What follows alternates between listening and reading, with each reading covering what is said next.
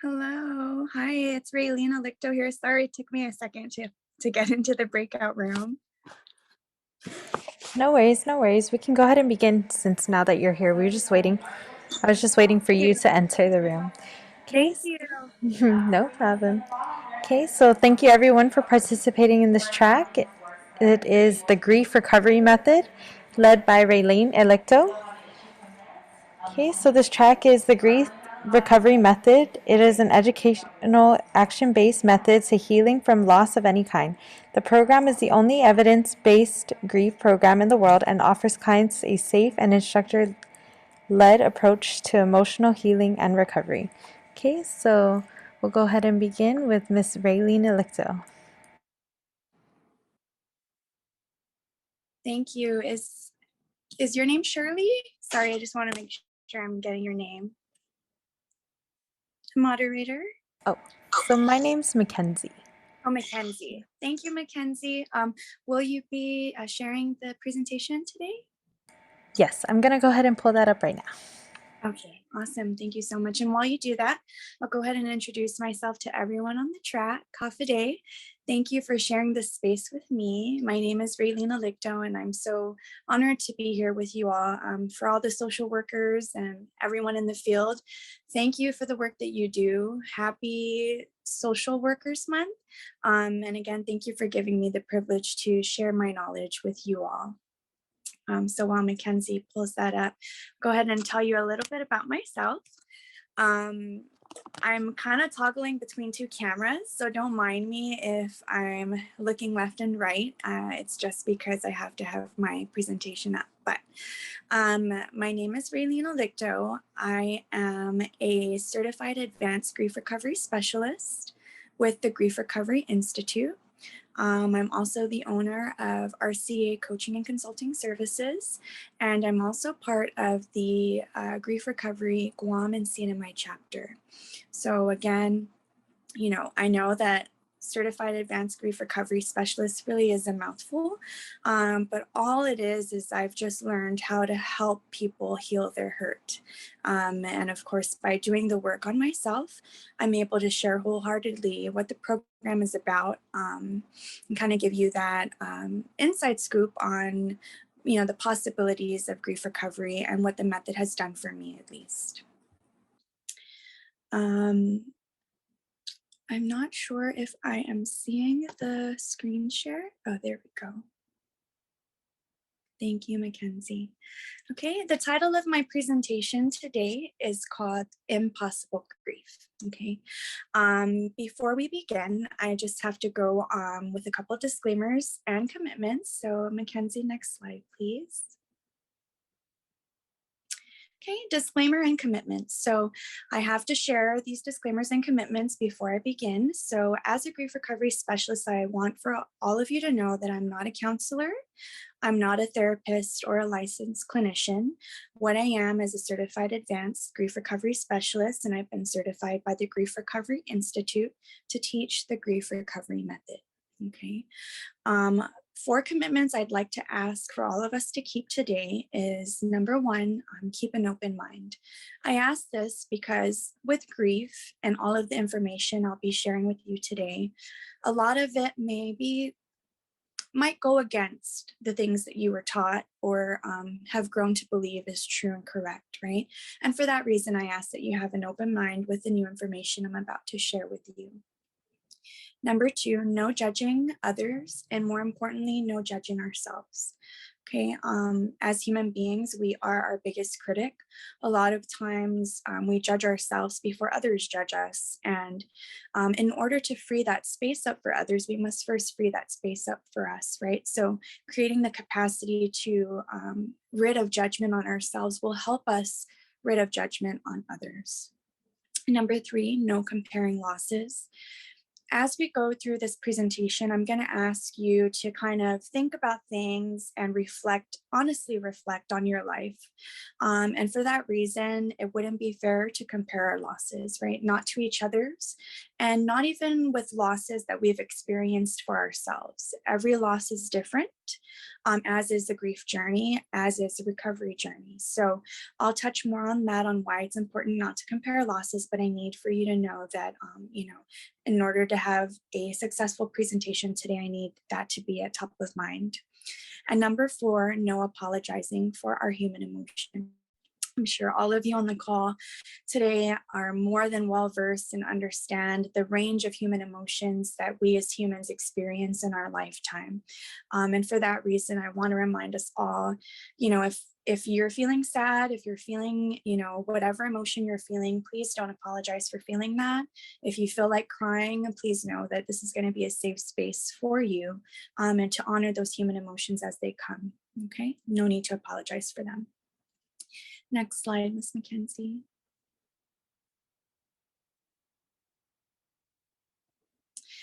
So many of you may be wondering, what is the grief recovery method? I've never heard it before. Before grief recovery came into my life, I had never heard of it before either. I've never heard of it. I've never seen the book. I've never come across it. But what the grief recovery method is the world's only evidence-based grief recovery program. Okay, it was founded in the 1980s. So the grief recovery method has been around for a long time, right? And I'm so honored to be able to bring this information to you, especially for those who are learning this for the first time. Part of receiving that distinction as evidence-based, the studies have to be researched. And so the grief recovery method is researched by the Kent State University. So that, this program is credible, it's proven to be effective, it's evidence-based, and studies are continuously researched on the clients who participate in the method. Next slide, please. Okay. Now, before I talk about what grief is, I think that it's important for us to shed more light on what grief isn't. Okay. And this is going to be pretty surprising, maybe not to some of you, but grief is not abnormal. Okay. Abnormal means deviating from the normal. If we really think about it, grief is one of the most universal human experiences in the world. And for that reason, it's not deviated from what's normal, right? So grief is not abnormal. Instead, it is normal. And grief is not uncommon. Uncommon means not ordinarily encountered. And I want us to really think and reflect honestly on our lives and think about the many loss experiences that we've endured in our lifetime. And thinking, wow, it's pretty ordinary, right? It's encountered quite often. Okay, so grief is not uncommon, it is very common. The next thing is grief is not unnatural. Unnatural means not normal. Because, as I mentioned, grief is a universal human experience. For that reason, it is very natural. It can be expressed, right? A lot of times we feel like our grief is a life sentence because we're in so much pain. There's absolutely no way that we can ever heal from this, right? Grief is so natural and you can heal from that, which brings me to my next point is grief is not irrecoverable, okay? You can recover, and to recover means to regain the quality of. And so grief recovery really allows its clients to regain the quality of life that they've been living without, so to speak. So grief is recoverable. Next slide. Now I'm going to talk to you about the 3 definitions of grief, okay? Based on the Grief Recovery Institute, they've gathered, these 3 definitions for grief, and I'll go ahead and read them to you. The first one is grief is the emotional response to a loss of any kind, okay? Grief is the emotional response to a loss of any kind. So a lot of times, and this was something that I misunderstood, was grief is not just an experience as the result of death, right? Grief is experienced as a result of any loss, tangible and intangible. A tangible loss could be defined or be compared to the death of a loved one. perhaps a divorce, or the loss of a romantic relationship, maybe the loss of a friendship or the loss of a pet or a job. Intangible could be, the loss of security and safety, maybe health, confidence, right? So those are intangible things you can't see, feel, or touch. The next definition is grief is the conflicting feelings caused by the end in or change in a familiar pattern of behavior. Again, grief, and this definition really struck me when I started my journey with the Grief Recovery Institute, as I was like, wow, this is really interesting. I'd never thought that grief was the conflicting feelings caused by the end or change in a familiar pattern of behavior. And I really want to dissect the first couple of words, conflicting feelings, right? An example of someone who's experiencing conflicting feelings for me, when I got pregnant with my daughter, I was 18 years old, and I was happy because she was the product of the love that her father and I shared, but I was nervous because I had no job. I knew nothing about raising children, and I was very ill prepared financially. So I had conflicting feelings coexisting inside of me: happy, nervous, sad, right, fearful. Another example could be someone who has a loved one who's terminally ill, right? We may be experiencing grief as far as conflicting feelings because maybe we love this person and we want them to be around, we want them to be alive, right? But we know that maybe their illness has definitely, caused a toll on their body, and for that reason, we make decisions to maybe take our loved ones off of life support because we want to do what's best and better for them, leaving us with conflicting feelings, right? Wanting them to be relieved of their pain, yet missing them, right? And wanting them to be around with us. The last and final definition is grief is defined as the feeling of reaching out for someone who has always or never been there, only to discover that when we need them one last time, they are no longer or still not there. So this definition could really resonate with someone who is experiencing grief as a result of an estranged relationship, maybe with a parent who's always been there, maybe losing a parent who's always been there, a grandparent, or maybe longing for a relationship with someone whom you haven't met or who died before your time, right? And so, and I was pretty surprised at this definition, considering that I don't think I ever thought about grief being the result of a relationship I didn't essentially have, right? But I'll talk about relationships later on in the presentation. So thank you, Mackenzie. Next slide, please.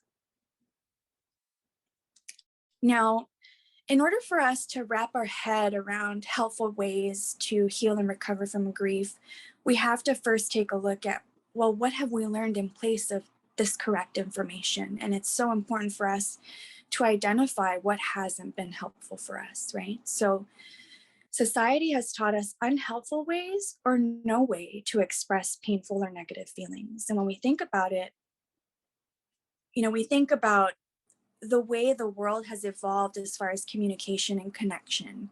And I first think of social media, right? And where social media could produce such good results for the community, such as connecting us in the middle of a pandemic, social media has really altered the perception of what real, true human experiences consist of. And in simpler terms, right, the internet can be a huge distraction from what's really going on. And, even I'm guilty of it. Before grief recovery, I'm guilty of, going on social media and looking for support in the wrong areas, right?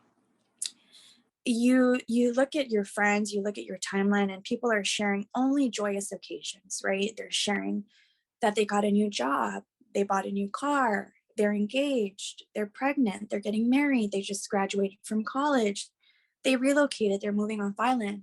And where those events definitely deserve to be honored and recognized, right? No one's really going on there and sharing their deep struggles, right? Sharing the things that are troubling them, sharing the transition between jobs and the financial hit that they're taking. No one's sharing the pregnancies that were unsuccessful.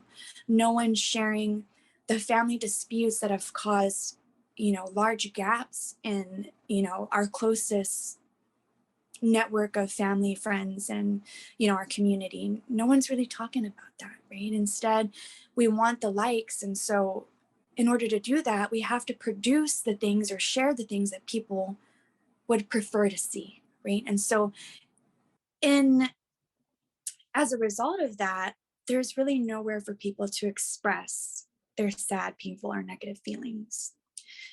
Society has, in some ways, turned into an emotion phobic society because people don't know how to share the things that they're going through. People don't know how to recover from their grief.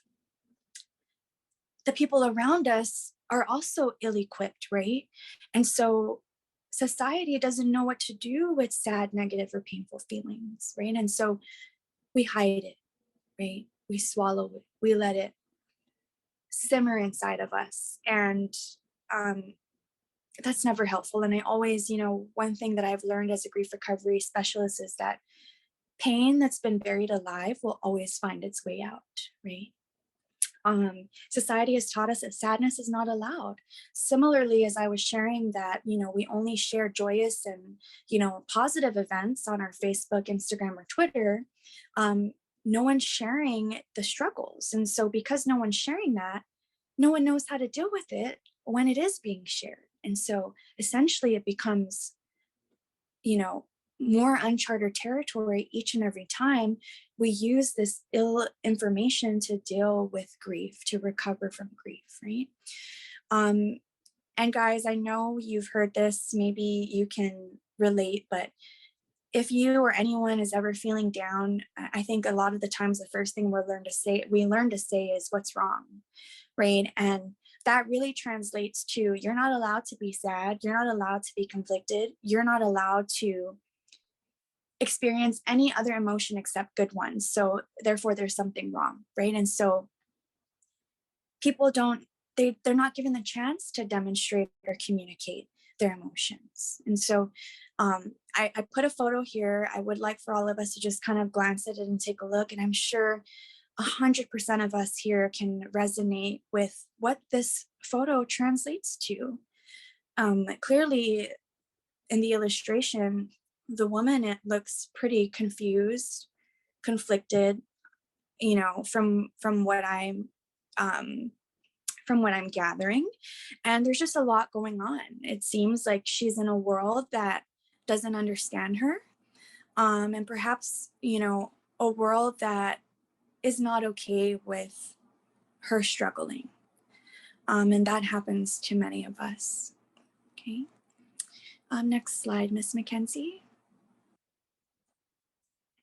Hey guys, if I'm going too fast, if I'm going too slow, I'm open to feedback. Miss Mackenzie will help me out here if you have any questions. If you want to message me directly or directly to the moderator, please don't be ashamed. Okay, emotion versus intellect. So what we learn as grief recovery specialists really is the art of shifting 13 inches from a head space to a heart space, right? And we've learned that all the tools given to heal an emotional wound is almost always intellectual. And because we are almost always given intellectual remedies for our emotional hurt and pain, it never works, right? Grief is by definition an emotional response. And so the tools needed to heal and recover from grief have to be emotional tools as well. Does that make sense? The cause of the loss itself may be intellectual, but the reaction to it is emotional. So 2 years ago, I had suffered a miscarriage, the loss of my second pregnancy. My fiance and I had waited 7 years to try again, and our little family and our larger extended family, they were all super excited for us. Unfortunately, right at the 12-week marker, I had discovered that the pregnancy had terminated itself. And I was so sad about that. I was distraught. I had waited so long. I finally got pregnant, and, and there it was. I lost the baby. At the time, I was working for a local financial institution in the Human Resources Department as the benefits officer. In addition to my role, I also managed the Family Medical Leave Act for the entire company's portfolio. And part of my job and what that entailed was preparing mothers and fathers for their maternity and paternity leave. So I would be responsible for meeting with the employees, relaying their rights, relaying their benefits, preparing their entire packet, sending flowers to the hospital as a congratulatory offering from the institution I worked for. And then I was responsible for guiding them as they integrated back into the workforce 12 weeks after birth or 6 weeks after the delivery of the child. And I did not know how I was going to go back to work. I did not know how I was going to operate essentially after that, very painful loss. And some of the things I heard during that time in my life were, "You're young, you could try again." Where that is intellectually correct, I am young and I can intellectually get pregnant again. The loss of that child, loss of that pregnancy was unique. It was unique because I had unique hopes, dreams, and expectations for that pregnancy. And for that, um, the loss was being experienced at 100% by me, right? Because it was a unique relationship. And so as we move along, you'll start to notice the intellectual remedies that we've been given almost our entire lives to heal an emotional wound, right? Go ahead and next slide, Mackenzie. Okay.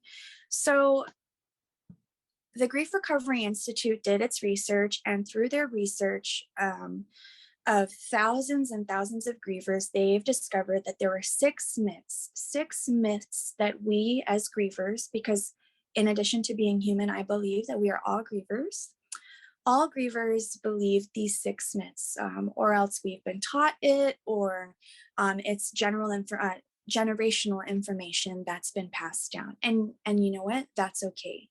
A lot of what I learned about grief and a lot of what I didn't learn about grief had a lot to do with my upbringing. So I want to remind everyone again not to judge yourselves or others as we go through this presentation and learn this new information. So the first myth is replace the loss. This myth is taught as young as maybe you can remember, and it's reinforced each and every time, except it flows with the experience, right? It changes with the tides. So an example of replace the loss as a young child, maybe you go to the carnival and you win a goldfish and you bring your goldfish home. And I know a lot of us know this story. Your goldfish dies.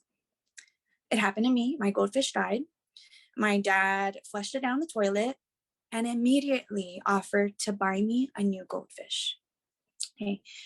And then you think about your life. Maybe you're in elementary school and you get your first bike, right? You learn to ride without training wheels and you have your first bike. And then your first bike gets stolen, like me. My parents bought me a brand new bike. We parked it at the back of our house, and the next morning it was gone. I had only ridden the bike once.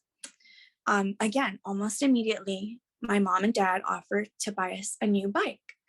But I had a unique relationship with the bike that was stolen. I had a unique relationship with the goldfish that I once had, right? And so because I had a unique relationship with it, it's not as easy as just replacing it. Okay. Now we think about replace the loss as young teenagers, right? You're in middle school, maybe high school, and it's your first sweetheart, your first love. You talk on the phone all night, you maybe text, right? Only to discover a few months later that he or she is moving off island, or perhaps the connection has dwindled and you're no longer, wanting to be together. The first thing our parents tell us, well-meaning family and friends say, don't worry, there's more fish in the sea, right? And so again, the idea of replacing a loss has now been reinforced. Now we think about as we enter young adulthood, and maybe we try for a job. We get interviewed and we don't get it. Or maybe we start a new job, but then we get offered something else. And so we take that. Or maybe we try and join the military and you don't get a high enough score, right? Again, the idea of replacing the loss is reinforced, right? Get a new job, find another career. Don't worry, something else will come. And so, I think those are enough examples for replace the loss, but I really want everyone in the audience to kind of reflect honestly on your life and think about all the times that you've replaced the loss or attempted to replace the loss, right? And thus avoiding true healing and recovery. Next myth is keeping busy.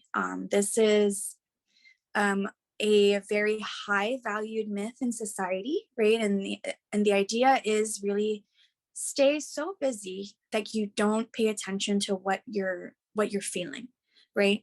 Stay busy and occupied intellectually so that maybe we can avoid what's going on emotionally. And as we know, right, that never works, because at the end of the night, when we finally lay our head on the pillow and we're in utter silence, our emotions start to surface like oil on top of water, right? And so keeping busy is a myth. Time heals is another huge myth that we learn in grief recovery as very unhelpful. And that is because time in and of itself does not have healing properties. I'm going to say that again. Time in and of itself does not have any healing properties. And so because of that, we've been heavily mistaken to believe that we'll just have to let time pass. And once we let time pass, healing automatically comes with that. And what that belief does is it deviates the responsibility that we must take on our own, right? It kind of reinforces avoiding taking that responsibility because it really is what we do in time, right, that produces healing and recovery. The next myth is one of, I have such a huge, strong conviction on this myth, don't feel bad. And I guess I feel that way because I've used this time and time again in the past, right? Before grief recovery came into my life, I have a young daughter. And so anytime she'd be sad about something, from a bully at school to maybe she wasn't ready to get up from her nap or she wants a snack, or something happened to her toys, I would say, baby, don't feel bad. And the thing about don't feel bad are the first two words, don't feel. And so we think about our life and we think about how long that idea has been reinforced in us, so much so that maybe we, out of habit, avoid feeling, right? The next myth is be strong. Again, I know that this comes from well-meaning, ill-informed family and friends, but be strong is a myth. And it's a myth because be strong really does translate to zip it, don't share what you're going through, because that makes everyone else around you feel uncomfortable. You need to suck it up and deal with what's going on, right? And so that in turn even reinforces the final myth of grieve alone, right? So you think about it and you think about the time when you were a child and you're having a fit or you're having an emotional crisis and someone says, go to your room. I don't want to see you come back out here until you fix your face, right? Or you get into a fight at school, or you have a misunderstanding with a friend and they put you in two separate rooms by yourselves, right? Or you're a teenager and you didn't do your chores, and so your mom and dad say, you know what, go to your room, right? I don't want to see you, go to your room. That time and time again, the idea of grieving alone is reinforced. And so what happens is, because we believe we have to grieve alone, we never really come out and share what we're going through because it doesn't feel normal to do that. Okay. Next slide, Miss Mackenzie.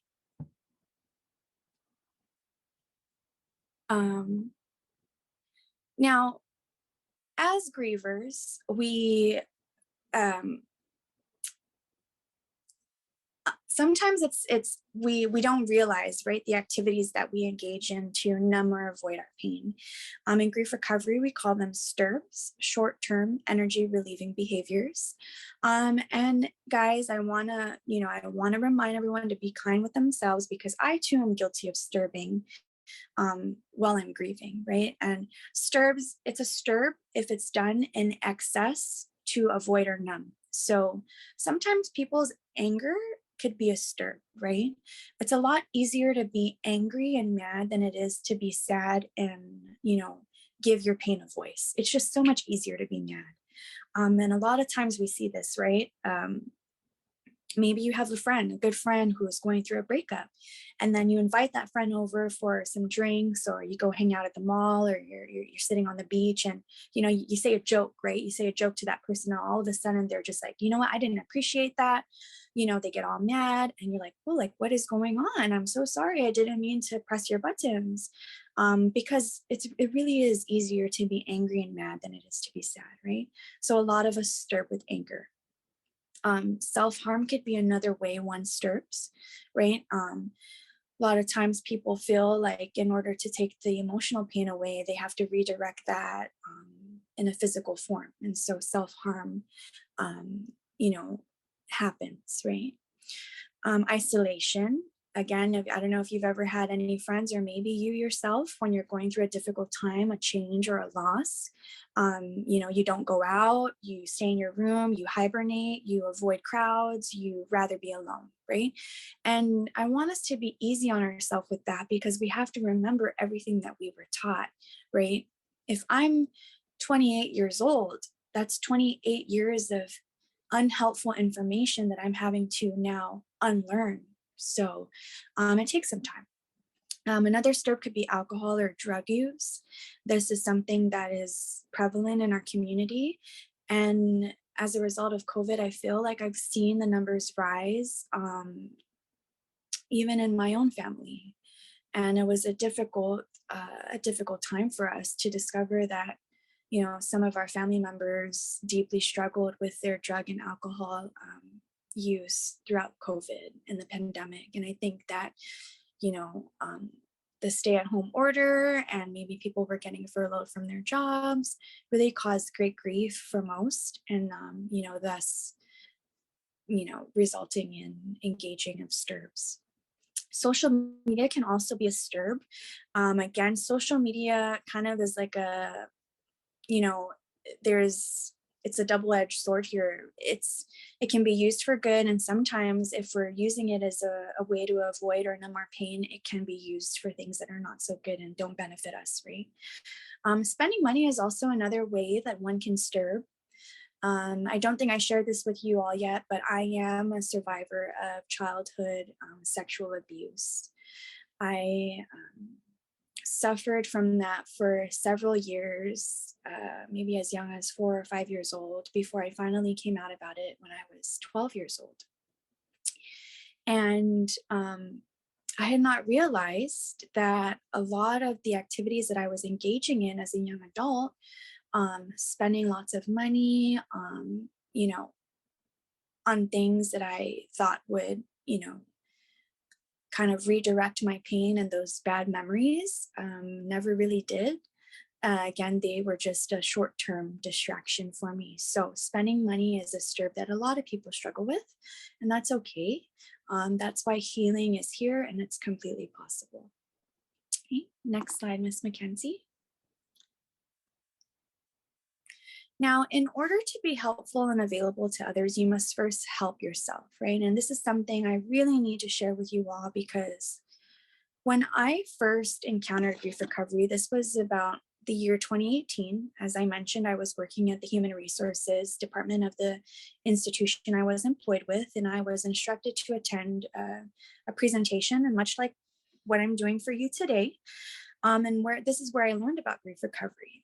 And, they talked about the programs, and one of the programs they were trying to promote was a Helping Children with Loss. And right away, almost instantly, I said, yes, I'll go ahead and I'll enroll myself in that one. I'm probably not ready to enroll myself in the one-on-one grief recovery method program, but I'll go ahead and do it for my daughters. So I'm all for the helping children with loss. And that was a total game changer. And it was a game changer because I learned about a lot of the unresolved grief that I was dealing with. And I understood that this was kind of what the hindrance was for me as far as helping, caring for my daughter with proper information, right? Was really equipping myself and helping myself with whatever unresolved grief I had been struggling with in my life. Okay, next slide. Now, part of what we offer is online one-on-one grief recovery method training. Now, what this is Guam and CNMI, you guys have access to a number of certified grief recovery specialists. However, there's only a few of us who can do it online, right? We had to advance our certification. There is myself, Raelene Alicto. There is Darlene Garcia, Bobby Taitano, Michelle Sasimoto, and Kate Baltazar Dodge. So we can deliver the method and we can teach you the grief recovery method one-on-one online. The approach allows you to work directly with a specialist online. There's flexibility as far as meeting times. So that's another thing that's beneficial for the one-on-one program. Only a limited number of specialists on Guam can offer the one-on-one service, and I've just told you who we were. And all that we're going to do is we're going to help facilitate the grief recovery method and kind of guide you through the method, right? But the one thing about the grief recovery method is that it's completely action-based. So it requires the client to perform a series of actions to achieve recovery. There's a start and end date, right? So it's not like a program where you come every Wednesday and you come and go as you please. There is a start and there is an end date, and there is a goal and timeline for you to achieve these series of actions, or for you to perform the series of actions in order to achieve recovery. Okay. Next slide, Ms. McKenzie. Now, the program that I was talking about that I had self-enrolled into was the Helping Children with Loss program. So this program is a little different. Unlike other programs that focus on taking action on your personal loss, we instead educate you on how to help children and the tools necessary to help children, right? And so, because a lot of the misinformation that we were given about how to heal from grief kind of started at such a young age, the hope with this program is that we can start to provide helpful information and correct and true information to, the young minds and souls that are going to experience grief in their lifetime, right? And so if we've identified that what we've learned hasn't been helpful for the most part, we can learn how to teach that to the children. The specialist will take you through a series of materials spelled out in the When Children Grieve book. So similar to the handbook, the Grief Recovery Handbook, there is a When Children Grieve handbook, and that's that will be the basis of the class. We'll teach you sample situations when you'll face listening to a child and offering effective assistance in dealing with emotional feelings or challenges. And I just want to share that this information and everything I've learned in the Helping Children with Loss program has transformed many of my relationships with my godchildren, nieces, nephews, my daughter, and any child that I encounter. I feel like it's given me the opportunity to speak a different language. And, my house has since become a safe zone for a lot of the children in my family. But before this, oh my gosh, they feared coming here. They did not want to come here. They thought, oh no, Nina's strict. Nino's mean. I don't want to go there. Well, your parents are so mean, right? But I've educated myself and I've equipped myself with correct information. So this program was really life-changing for me. Okay. Next slide. Now, I just really want all of us to take a look at this photo. I found it online and I thought, oh my gosh, this is so awesome, right? Initially, the word was impossible, and that's why I named this presentation Impossible Grief, because a lot of times we don't see an end to our pain. A lot of times there is no light at the end of the tunnel and we feel hopeless, right? But with the right tools and with people who want to help and people who can help, right? Your healing and recovery is possible. I am possible. So I really want us to just close our eyes and I want us to tell ourselves that I'm possible, right? A life free from pain is possible. I can regain the quality of my life that I feel that I've lost because I'm possible, right? It's not impossible, it's I'm possible.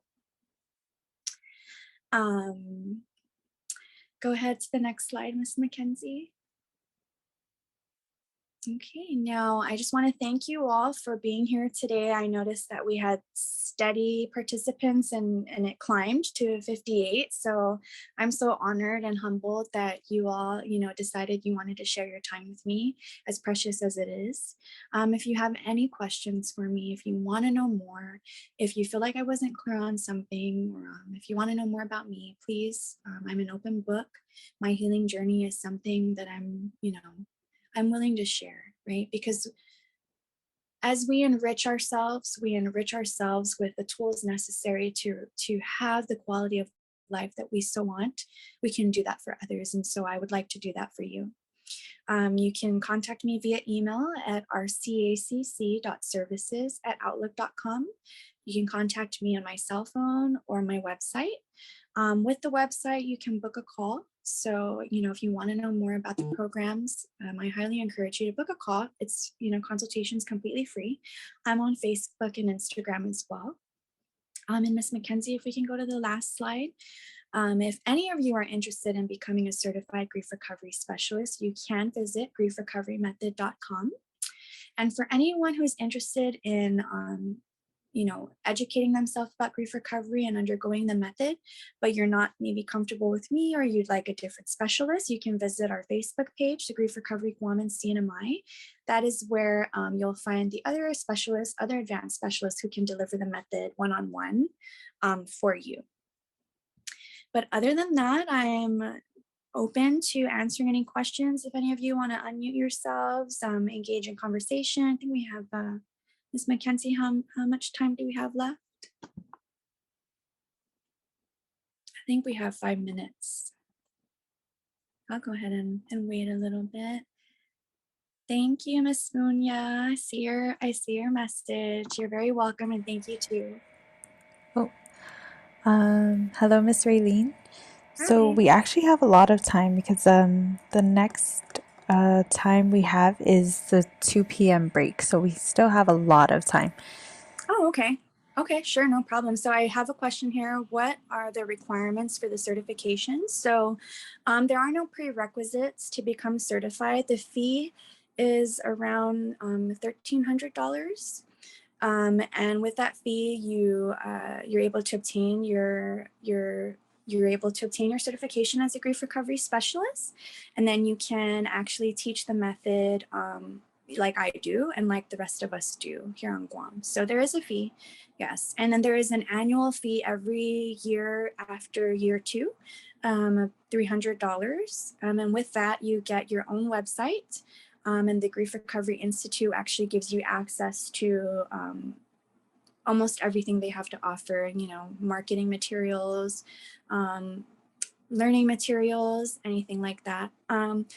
So I was really lucky because back when I got certified, we were able to get one of the trainers in from Australia.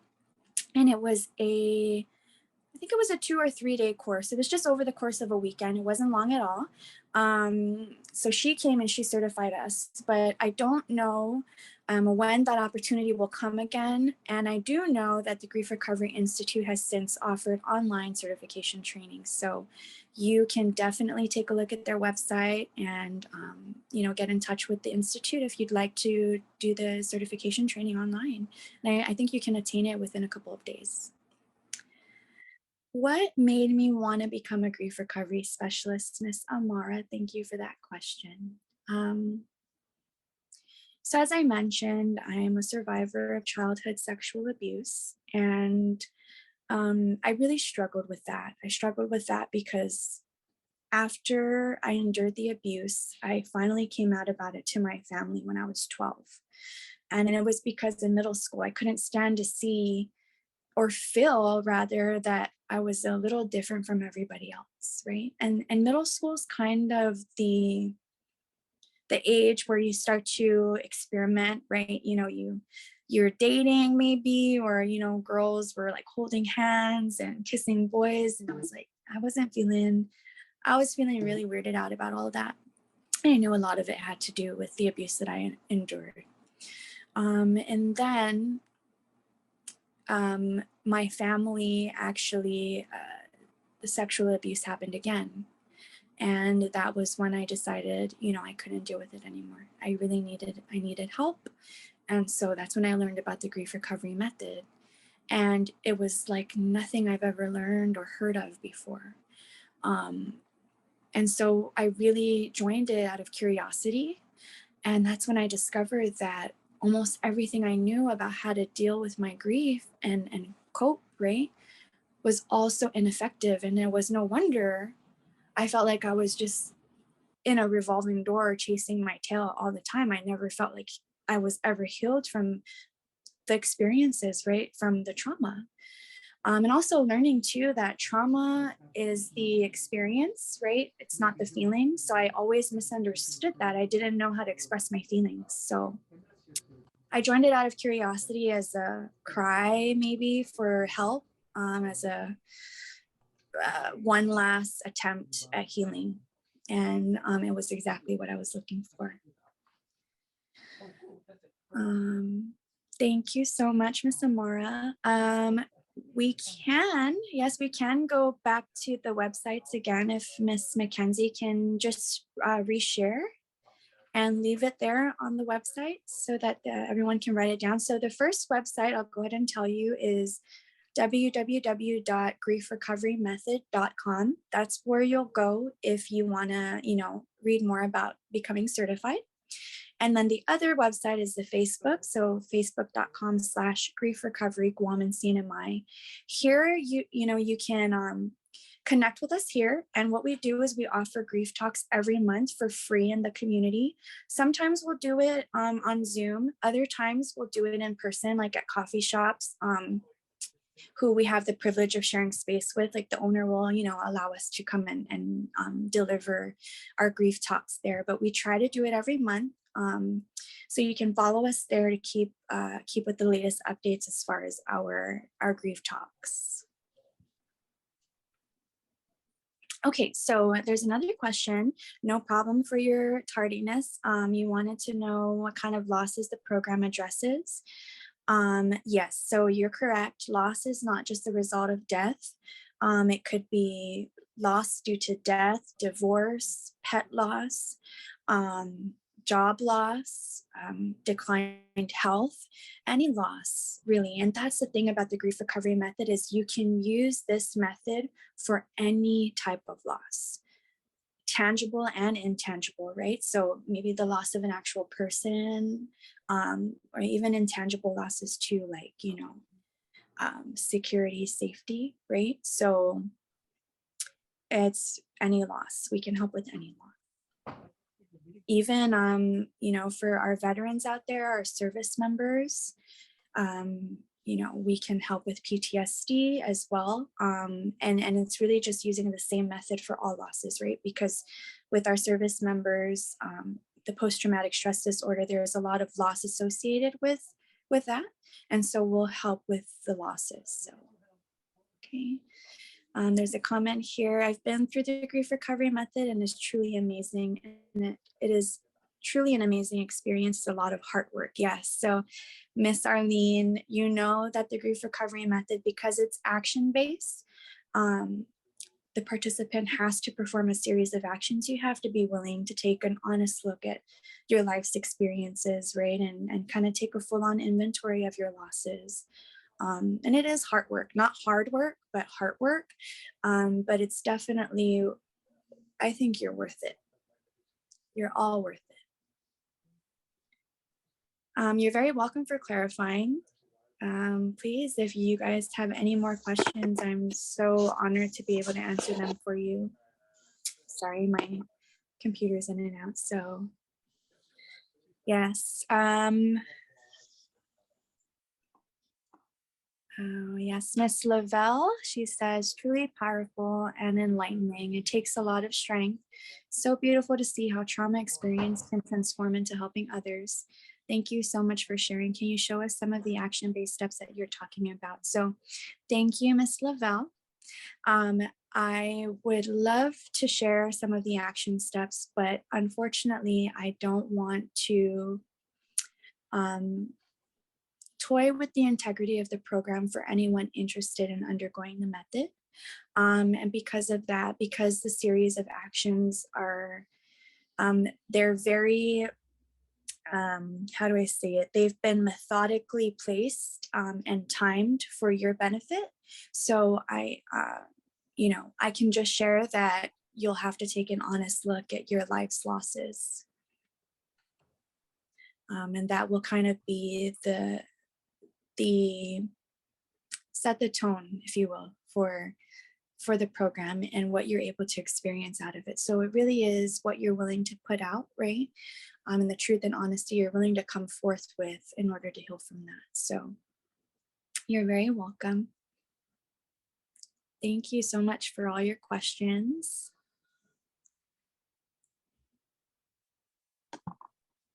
I'll go ahead and give everyone a moment if any question surfaces for you.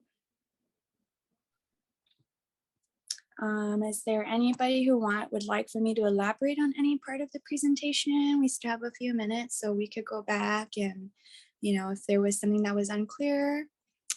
Have you found it hard to practice the GRM on Guam or within our island community?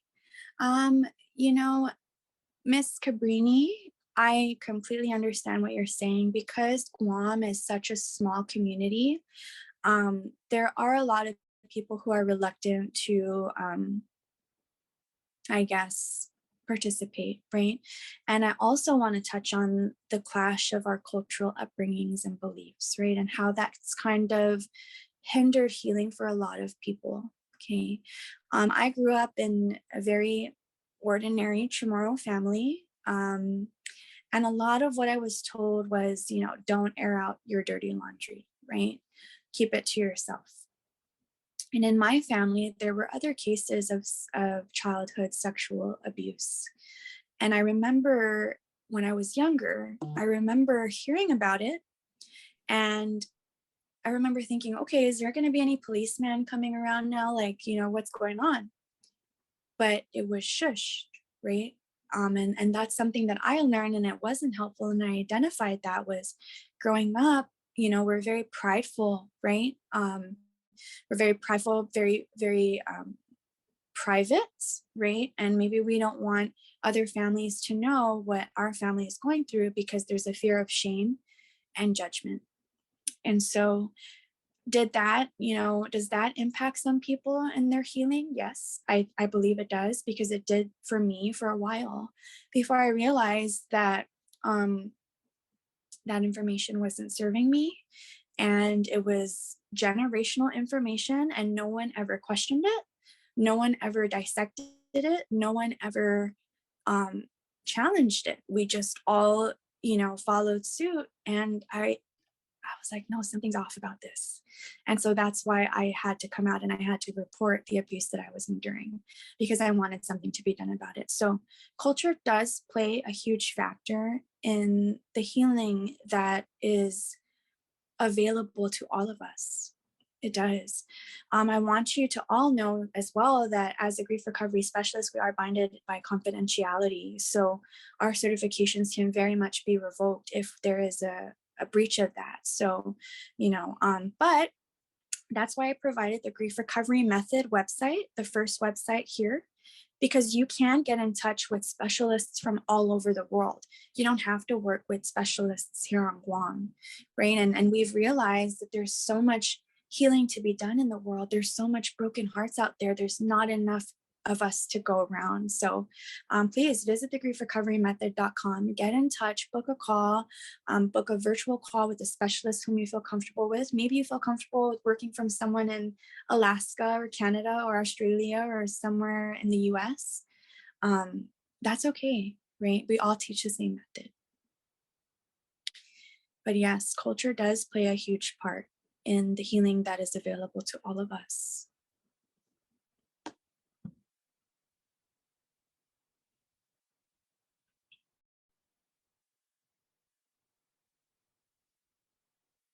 You're very welcome. Thank you for your questions. And guys, I just want to share that after I obtained my certification, that was when I suffered the miscarriage, right? So as a specialist, you are not exempt from pain or loss at all. If anything, we as specialists feel it 100%, right? Because we know we have to. We're a lot more aware emotionally, and a lot of times we're just a lot more. Our emotions are a lot more apparent for us. So I endured a loss after I became certified, and after I miscarried, my grandmother died from COVID, and so that was another hard hit that I had taken post my certification. On top of that, I stepped away from the corporate scene after 10 years working for the institution that I was working for. So even though it was my choice to step away from the corporate world and pursue my entrepreneurial dreams, it still produced feelings of grief for me, right? Because even though I was stepping away to pursue my dream, which made me happy and anxious, I was still kind of nervous about, walking away from that familiarity. So, as a grief recovery specialist, I've experienced, many losses after my certification, and I have done the work on all of them. I have applied the grief recovery method to all the losses I've experienced, because what it is the method is reapplied to every single loss that you experience. And so, yes, as grief recovery specialists, we stay busy. We stay very busy.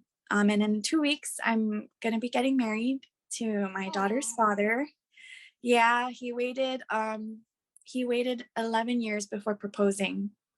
So for us, on the call, I suffered a lot of grief as a result of that too, because I definitely felt incapable. I felt like I was never going to get married. I felt, like, what's it going to take, right?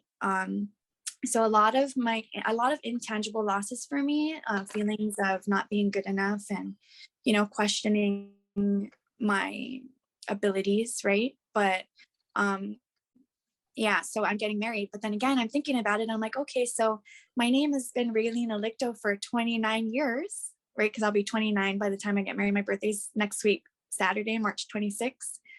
So now my name's going to change. And so there's going to be lots of, change with regard to that, right? My signature is going to change. My ID is going to change. My social security card is going to change. My passport's going to change. And where I'm so happy and my heart is so full to finally have the same last name as my daughter, because her school's always like, are you her mom? Or like, and I'm like, yes, I'm her mom. I'm her biological mom, right? But there's lots of change that come as a result of that. Taxes, So yes, guys, loss is a universal experience for all of us. It really is. But we don't have to let that, right, hinder the quality of our life. Not anymore, at least. So yeah, thanks. I know. Thank you for all your congratulatory messages. I'm so excited. And that's another thing, getting married in the middle of a pandemic. Do you guys know how hard it was to choose 90 people? Okay, just 60 of them is immediate family. That means 30 of them were really, that's kind of like what we had. And Vic and I, my fiance and I, we have tons of friends. So it was so hard. It was so hard to narrow that choice down. A lot of loss for me there. Definitely. And then in the middle of all of this, my 9-year-old daughter decides she's going to have her menstruation for the first time. So we were like, oh my goodness, what is going on? You know? And so my fiance was just like rocking his head back and forth. And I was like, oh my gosh. Thankfully, when I was still working for, the company I was working with, they were able to accommodate some teleworking. So I stayed home for a couple of days to be with her. So, it was good. But it was definitely, something I was not prepared for. Yes. Thank you so much for all your messages and early birthday greetings. Thank you so much. We appreciate it. And, if any of you are interested in, learning more about the method, please let me know. This information is way too valuable to be kept to myself. And that's why we do the grief talks every month. We try our best to spread all this information, and heal hearts, right? Heal people one heart at a time. Yes, losses everywhere, even gas prices. It's like yesterday was this much and today it's this much, and we didn't even process what it was yesterday. And now today is this much. I'm seeing a lot of people getting rid of their cars online. I'm seeing lots of people trying to sell their Forerunners. And there's grief with that as well, right? Because these people don't want to get rid of their V8s or their V6s. But some of them are being forced to. So yes, loss lives everywhere. Absolutely true. Okay, before we close out, is there any last minute questions, comments that you guys have for Miss Raelene? And if not, we can go ahead and close up. You're welcome. You're also welcome. Thank you, Mackenzie. Thank you so much. Thank you so Yeah, much you're for welcome. presenting. That was Yes. really, very powerful. Oh, we have a question, Miss Eileen. We'll wait for you. So Miss Eileen's question is, what is the greatest loss ever? Miss Eileen, thank you for your question. I'm not sure if you're asking like what my greatest loss is ever, or just generally what a greatest loss is. But the one thing that we learn as grief recovery specialists is every loss is experienced at 100% for the griever, right? So what does that mean? It's so if I lose my husband to a tragic motorcycle accident and someone else loses their husband because he has cancer, right? Some people may start to compare losses, right? And so we remember the commitments, right? Never compare. So maybe some might say, well, her grief is greater because hers was an accident. It was a tragic accident. It came out of nowhere. And her grief, she kind of expected it. He had cancer, so she kind of saw it coming. Never true. Never true. And let me tell you why. The relationship I had with my husband is unique, and I'm experiencing the loss of my husband at 100% for me. That means every emotion, every feeling is so intense for me in that moment for that loss. And that is the same for the other woman. So because of that, you can't really compare, right? And I don't believe there is anything. I don't believe that a loss could be kind of tagged as the greater loss than another, because for you as a person, you're feeling that at 100%. I mean, I remember when I was a teenager and I had my first heartbreak, it was like devastation, right? Extreme, pure devastation. And when I miscarried my second pregnancy, devastation again. And it felt, both of these experiences were very intense and devastating and hurtful and painful for me, because I experienced each one of them at 100% for myself. And I want to give another example. When a family endures the same loss, right? So there's a family, mom, dad, 2 girls, 2 boys, right? Mom dies.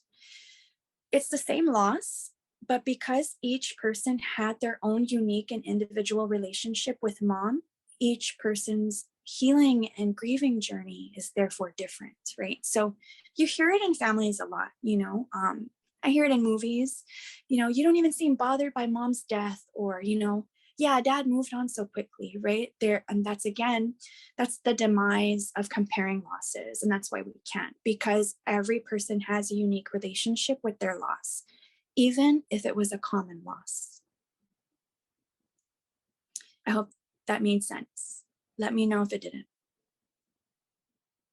Yeah. So, when my daughter got her period, I didn't assume that how I felt about it was the same way that her dad felt about it. When our grandma died from COVID, I knew better than to assume that everyone was affected the same way by the death, even though like we all knew she died of COVID. That didn't make the grief greater or less, right? Because everyone had a unique relationship with grandma. So the grief and recovery was therefore unique for every person. And that's why the grief recovery method is so magical and powerful, because we give you a series of actions to take on the loss for yourself, right? And so that really is another secret to the grief recovery method and its effectiveness, is personalized healing for the loss. Okay, we have a comment. You're very welcome for all of you. Yes, it is truly unfair to compare losses. I experienced that firsthand with my sisters when my dad passed away 10 years ago. I'm so sorry for your loss, Cabrini. We each had a different type of relationship with him, and we each went through a different grieving and healing process. You're absolutely correct. Yes. Absolutely.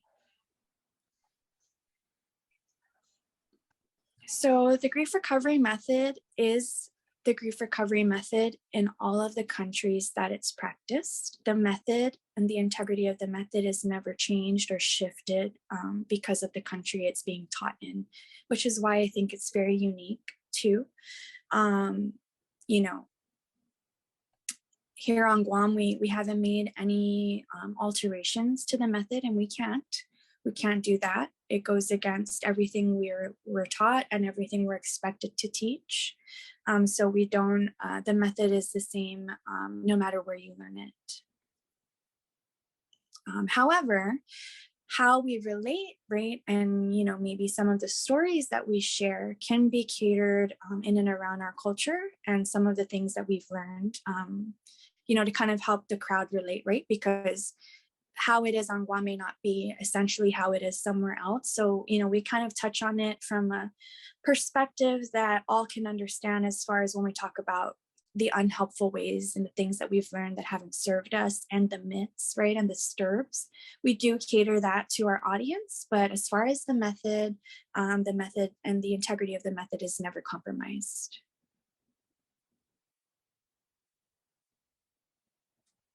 And for any of you interested, you can go on Amazon. They actually have the Grief Recovery Method Handbook at bestseller. It's purple, and it's just the Grief Recovery Method Handbook. You can order one on Amazon, pick one up, read it. I did a chapter a day when I was going through my certification.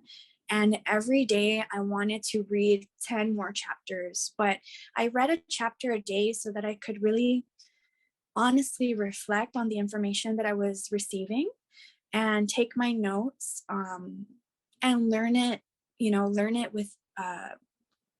with patience, right? Because I didn't want to read the whole book and then forget everything I was reading. Fortunately for me, during my certification, we were required to go through the method, and we had to work on, a loss. So I did the work on that. But yeah, for anyone who's interested in learning, the method, and maybe, you don't have the money to invest right now, you can just definitely order a book. It's like $9 plus shipping, which turns it into like maybe $12 or $13. But it's a lifelong investment. And then you can also find the helping children when children grieve. that's the title, When Children Grieve. You can find that book as well for anyone who, wants to learn more as like a counselor or a social worker, any therapists in the audience, or anyone just wanting to learn more about how to help children. You can pick up that book as well. But I promise you, all you'll need is the handbook for yourself. And once you kind of learn how to navigate healing and recovery for yourself, it really does come natural with the children. Okay, such good questions. Miss Mackenzie, do you have any? I know you're there to moderate, but if you have any questions for me, you can ask. I currently don't have any questions. Actually, someone asked my question already, was which was your greatest loss? And I know, Mhm, there's so many things that went on through your life, and I just wanted to know which one you experienced like and felt the mhm. worst. All of them were definitely experienced at 100% for me. When the loss occurred, I felt every one of them. So, and there's more to come, which is why I'm so grateful for the grief recovery method because, healing is possible for me and I no longer have to compromise, the quality of my life. And we can remember our loved ones too fondly, right? And remember the good memories without carrying that deep pain and sorrow that most of us live with because we assume that we have to, right? Some people even believe that their pain keeps them close to their loved ones, or they maybe feel guilty to be free from that pain. Maybe they don't feel like they deserve to be happy. Um, in grief recovery, we don't use the G word because guilty is by definition with the intent to harm.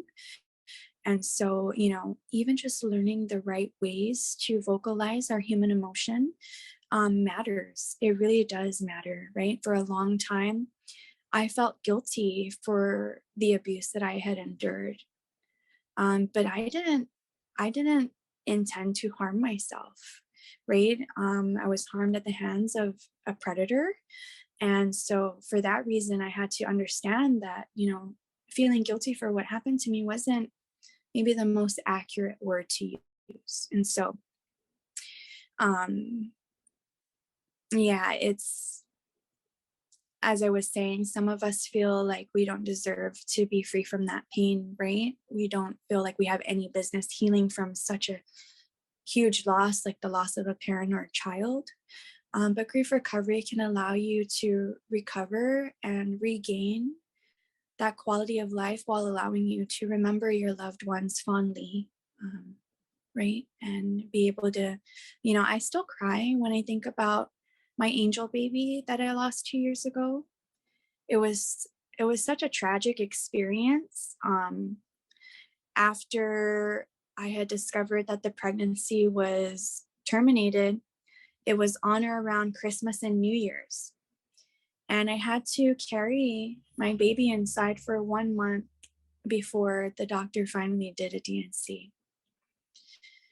So, you know, a part of me just felt like I didn't deserve to heal from that yet because I was still, kind of medically recovering. But once I did the grief recovery method on my angel baby, I was able to remember the hopes, dreams, and expectations I had for my pregnancy fondly and be able to share it with others. And creating that space and capacity to allow myself to heal from that is the only way I'm able to create this space for you all. So it really does start with us, right? It really does. Thank you so much, Miss Raelene. It's Mm, very, very touching um, things to say, and I know it takes a lot of heart to share all of that. yeah. So we have another question that says, thank you for your question, Miss Eileen. It says, does the pain go away after we heal or does it transform into something else? If so, what form or shape? So, in grief recovery, we learn that grief and loss is inevitable, right? And it's going to come even after we've done grief recovery on one loss, another loss may come.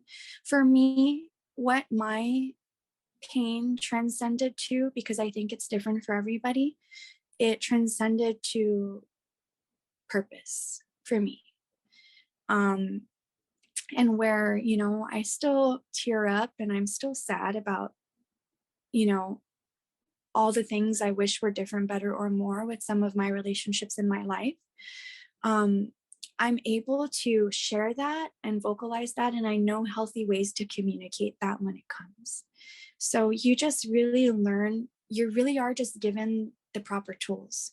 In grief recovery, we always use this analogy, right? If I put you in a room and I gave you a hammer, a screwdriver, and some nails and told you to paint the room, would you be able to paint the room?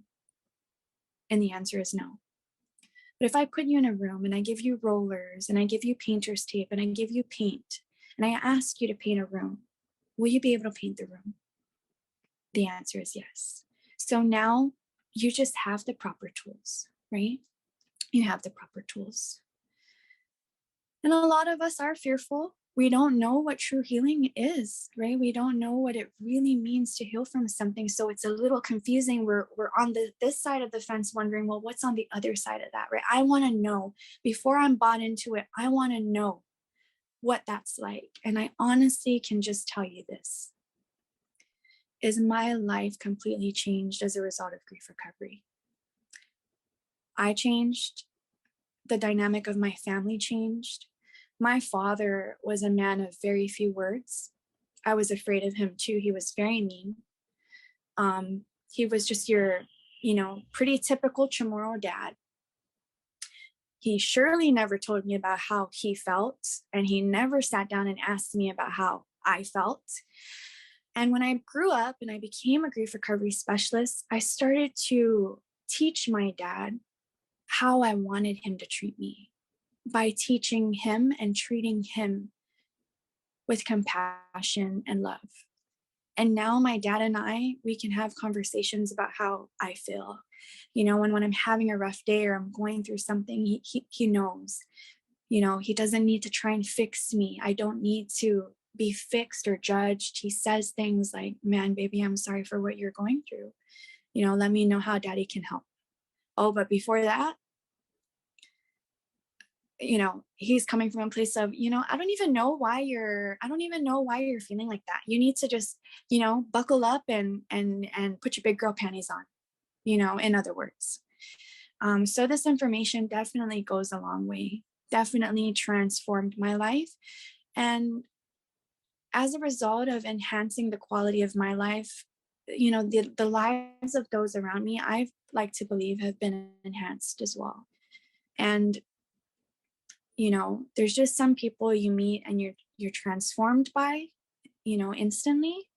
And for me, that's, being able to help others heal really gives me purpose in my life.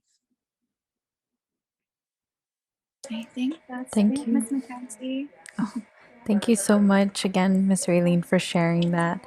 And I'm really glad that everyone, enjoyed this presentation and very interactive. Yes. Thank you. I think that wraps it up for me. I'm happy to share space anytime, anywhere. For anyone who wants to know more, please, reach out. Otherwise, I will see you all again next time. I hope your day has been peaceful. I hope you walk away with, new information. I hope you learn something. And I hope to be able to share space with you again. So thank you all. Thank you again, Miss Raelene. So we'll You're go ahead and welcome. close out, and we can go ahead and take a break. And at 2:10, we can go back into the main session for the award ceremony and closing. Thank you so much, everyone. Welcome. Adios.